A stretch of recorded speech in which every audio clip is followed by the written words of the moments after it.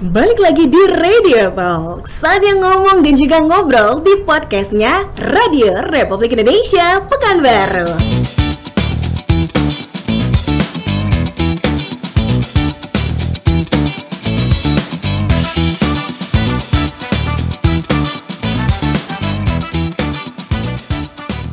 Hai Radio People, apa kabar?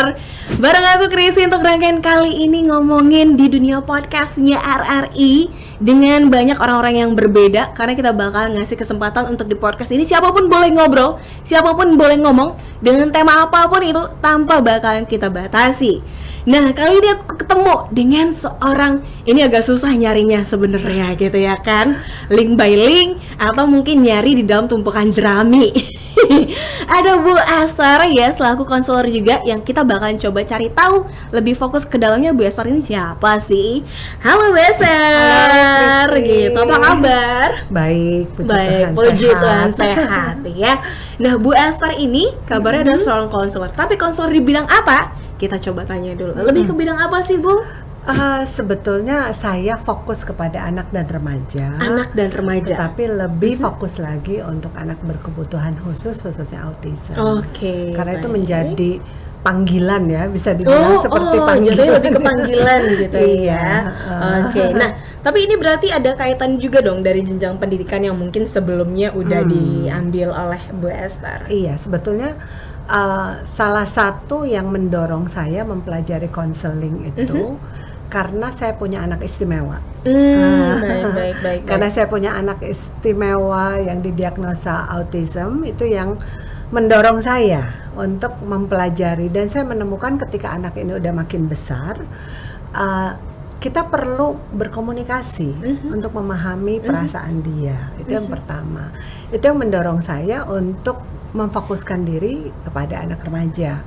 Makanya saya ambil S2 di bidang konseling seperti itu. Baik. Tapi S1-nya berarti apa nih, Bu? S1-nya saya sastra Inggris malah. Dan saya sempat bekerja di dunia marketing cukup lama di Bandung. Ya. Di dunia marketing dan itu sastra Inggris. Ya. S2-nya baru konseling. Baru konseling ya. Wah. Makanya saya bilang panggilan. Oh, panggilan. Oh iya benar ya, makanya panggilan ya. Sebenarnya untuk jadi seorang konseling gitu ya. Tapi udah sebelumnya marketing gitu, jadi konseling gitu. Untuk jadi seorang konselor kalau di Pekanbaru sebelumnya udah jadi konsultan atau mungkin konselor di mana aja nih, Bu? Sebetulnya saya mungkin banyak membantu orang dengan masalah tetapi bukan profesional. Di dalam kelompok ya, baik itu kelompok rohani ataupun mungkin ketika saya bekerja di Bandung, saya selalu ketemu dengan orang-orang yang curhat. Dan rupanya itu jadi cikal bakal yang saya pahami sebagai panggilan tadi. Gitu ya. Jadi ada orang yang mempercayakan rahasia gitu kepada saya, dan itu yang meyakinkan saya untuk menjadi seorang konselor tadi. Ya, oke.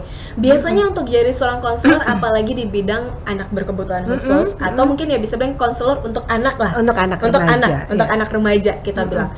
Pertanyaan apa atau cerita apa yang paling sering didapat sama oleh Bu Esther? Di dalam sesi konseling memang kita menemukan keunikan dari setiap anak yang sangat berbeda. Bahkan di dalam sesi konseling saya tidak hanya mengkonseling anak remaja, tetapi orang dewasa yang mempunyai masalah di masa kecil atau masa remaja. Iya benar. Ya seperti itu. Karena banyak yang terjadi, ada hambatan ataupun gangguan ketika dewasa itu terjadi karena traumatik yang terjadi di masa kecil. Di masa kecil, iya benar. Ada tuh istilahnya, aku lupa ada istilahnya tuh kayak apa sih? Broken child apa? Inner child. Oh iya, iya itu bener. Inner child. Iya, aduh. Sekarang lagi tren ya. Inner child aku kayak lagi iya aku tuh butuh. Iya. Apalagi anak Gen Z sekarang yang sangat aware dengan mental health. Iya. Di satu sisi itu bagus ya, positif ya untuk mereka mencari tahu. Tapi di sisi lain makanya dibilang generasi strawberry kan. Jadi di luarnya cantik tapi rapuh. Iya.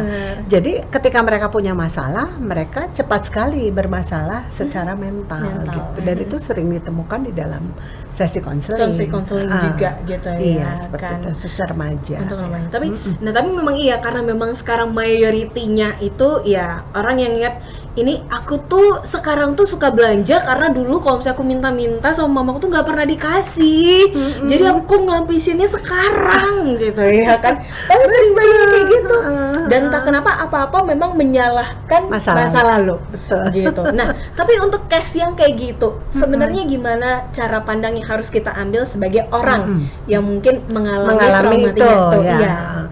Jadi kadang-kadang kan yang jadi masalah ketika kita melemparkan masalah kita kepada orang lain. Nah, jadi ada gambaran gini, kita tuh punya masalah seperti punya batu. Seperti kita menyimpan batu gitu kan dalam diri kita. Apakah itu masalah yang kita bawa terus ataupun masalah karakter, masalah kepribadian. Nah, ada orang yang batu ini dilemparkan ke orang lain. Iya. Jadi artinya masalah saya karena orang lain, bukan karena saya.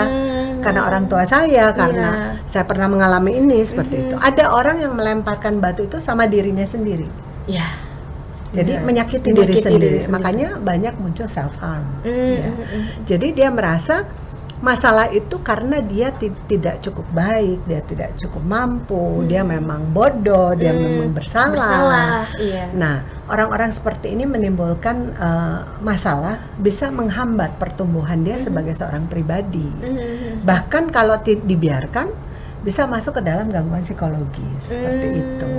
Nah, tapi yang baik adalah ada juga satu lagi tipenya batu ini membuat dinding. Dipasang dinding, pokoknya orang nggak ngelihat dia ada masalah. Kayaknya ceria, kayak santai aja, hidupnya aman. Wah, ini anak kerjanya hidupnya bahagia. Kayaknya nggak pernah ada masalah. There's no problem in their life gitu. Tapi sebetulnya itu dia membangun namanya defense mechanism ya, di dalam dirinya. Bahkan saya pernah punya satu kasus klien yang sudah dewasa di atas 30 tahun. Yang dia sama sekali tidak ingat apa yang terjadi di masa lalu yang menyebabkan dia seperti itu. Ya. Jadi bisa dia tiba-tiba ketakutan dan berlaku seperti anak kecil, gitu kan. Nah itu dia nggak ingat sama sekali, tetapi di dalam proses konseling lewat gambar, karena makanya itu dibilang belajar konseling anak kan pendekatannya salah satunya dengan gambar. Gambar tadi, Makanya orang dewasa yang dikonseling pun kadang-kadang bisa terbuka melalui gambar seperti itu, atau simbol atau pasir. Ya, baik. Nah itu baru dia akhirnya sadar, ada satu bagian yang bentengnya udah tinggi. Jadi udah masuk ke dalam unconscious mind-nya dia gitu. Tanpa dia sadari. Tetapi ketika ada pemicu, dia muncul. Tapi dia nggak tahu kenapa gitu. Seperti itu. Jadi bagian masalah itu seharusnya tidak boleh disimpan, tapi harus dibuang gitu. Dibuang, bukan maksudnya artinya dibuka dulu, diperbaiki, ya, sehingga dia nggak membawa-bawa terus kemana-mana gitu. Apakah dia melempar ke diri sendiri, melempar ke orang lain, atau membangun benteng. Tapi kalau di antara ketiga itu berarti kalau misalnya kita artikan dengan cara secara langsung dan juga logika, berarti tidak ada yang better. Tidak ada yang baik, tetapi rata-rata orang akan memilih salah satu. Rata-rata orang. That's why di satu titik, ketika dia mengalami masalah yang dia sendiri enggak tahu kenapa, itulah konseling membantu. Ya, konseling itu kan sebetulnya tidak memberikan solusi. Oke. Dan bukan coaching. Kalau coaching itu kan udah tahu arahnya ke sini, kamu dibantu untuk diarahkan. Tapi konseling itu seperti mendampingi untuk dia menggali dan menemukan, di sini loh masalah saya, dan bersama-sama dengan klien untuk bisa menemukan solusi. Jadi kita tuh seperti teman pendamping aja sebetulnya sebagai konselor gitu. Sebagai konselornya gitu. Nah, kalau misalnya tadi kan cuma ada 3 pilihan, tapi ada nggak kira-kira? Ini soalnya dengar kayak gambaran-gambaran dari cerita-cerita teman-teman. Ada nggak kira-kira yang mungkin masuk di kategori mana nih? Kalau misalnya ketika dia si batu ini justru ya bisa dibilang ceritanya diada-adakan. Maksudnya kayak dibuat jadi kayak apa sih, diperkuat imaginary-nya, hiperbola gitu. Iya, digedein padahal sebenarnya bukan itulah titik awalnya. Tapi entah kenapa dia membuat sebuah cerita yang pada akhirnya dia justru bukan hanya orang lain yang percaya, tapi dirinya juga itu jatuh percaya. Bisa. Itu bagian dari defense mechanism. Defense mechanism juga. Sehingga dia berpikir saya tidak bersalah. Situasi yang membuat saya seperti ini. Oh, kali ini ke situasi. Orang bukan lain bisa juga. Oh, bisa juga. Jadi situasi sehingga dia memperbesar masalah itu. Itu yang pertama. Yang kedua, orang-orang yang haus akan perhatian dan kasih sayang. Jadi istilah kami adalah tangki kasihnya itu kosong. Oh, tangki kasihnya kosong. Kan kalau ada satu teori namanya teori Maslow. Abraham Maslow. Mungkin pernah dengar ya. Jadi setiap orang kan punya kebutuhan tuh di setiap tahap hidupnya. Dan di satu tahap, kan tahap pertama itu yang fisik ya. Jadi kebutuhan makan, tempat tinggal. Tahap kedua rasa aman. Tahap ketiga itu cinta. Dan itu harus dimiliki ketika dia berkembang sebelum usia remaja. Nah, itu banyak yang terjadi. Anak-anak ini tidak mengalami sehingga tangki kasihnya kosong. Jadi yang dilakukan dia terus kehausan seperti orang haus. Cari perhatian, cari kasih sayang. Itu salah satunya dengan seolah-olah dia selalu punya masalah. Sehingga orang harus memperhatikan dia. Harus memberikan privilege sama dia. Kalau istilah anak sekarang kan privilege. Harus kasih privilege sama dia gitu kan. Nah, itu bisa jadi itu banyak terjadi seperti itu. Termasuk melakukan self harm. Jadi banyak anak Gen Z self harm bukan karena dia mau bunuh diri, enggak. Tapi ya mencari kasih sayang tadi. Gitu ya kan.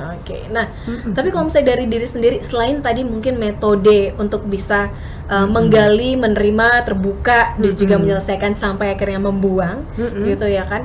Dari diri sendiri, selain bertemu dengan seorang konselor, itu bisa dengan cara apa lagi sih kira-kira? Sebetulnya gini, tergantung seberapa jauh masalah itu berpengaruh terhadap fungsi hidup kita. Ini ngomongin soal fungsi hidup ya.